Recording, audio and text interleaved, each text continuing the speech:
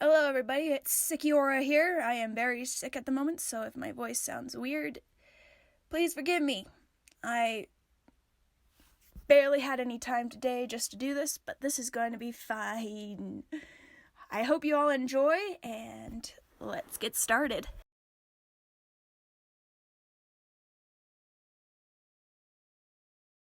Solace, a Rainbow Quest AU by SC Princess X, narrated by Enigma Glacier. Part 5. Amnesia. Footnote. The behavior exhibited is light being brotherly to time, since time would forget certain things at times. Time also shows a brotherly side to light as well. There is no shipping stuff involved. But I'm not one to stop people from shipping because I'm a shipper as well. Funny, it's going to be okay. We'll get you out of this. I stood there stricken as a cloaked figure grinned maliciously. I turned to the man beside me as he begged me if there was anything we could do, anything to save Funny from Void. My eyes trailed back to the group in front of us, and I feel sick to my stomach, not knowing what I could do. I wonder, is this your friend? Void drawls smirkingly, and then raised his hand towards Funny, lightning sparking at his fingers. I couldn't move as I locked eyes with Funny, his face contorted with fear as tears dripped down his face with a regretful smile. It doesn't matter. You are all just pawns in my game. It's time for another pawn to fall, and for another piece to move forward. A bright light fills my vision as faint sounds of a ticking clock fills my head. I bolt upright in my bed, a cold sweat covering my back as I take shaky breaths. I lift my trembling hand to push my hair out of my face and let out a small shaky breath. The dreams always seemed so real.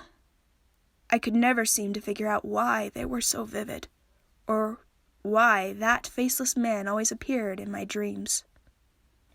He always had a different attire every time. I take a while longer to calm down, and then shift the red covers off of me. I had been waiting at the camp last night like Light had told me to, but for some reason I felt watched. My suspicions were confirmed when that figure ran from the bushes to the path and all the way to the Red Kingdom, but still felt off. By the time I had caught up, the Rose Guard had already dragged whoever it was off to a contained space, so I was intending to check on them this morning. I hear a knock on my door and look to see Light open it, a concerned look on his face. "Hey, Light, what's wrong? You seem concerned," I say gently as he walks over to me, picking my clock mask off of my nightstand and putting it on my face. "You were yelling in your sleep. I came to check up on you," he mumbles distantly and buckles my mask in the back. I make to swat his hand away as he had started to gather my hair into a ponytail and sigh. "Light, stop. I'm fine. I can get myself prepared for the day. Something else is up, isn't it?" I ask him as he glances towards the small window on the opposite side of the room. He avoids my gaze and shakes his head as if to say it's nothing, then goes to lean against the wall near the window, obviously lost in thought. If I were to guess correctly, M's condition was bothering him. But something else also was. I stand up and go change my shirt, grabbing the fresh one that was already provided on a nearby chair. "Light, I'm sure M will be fine.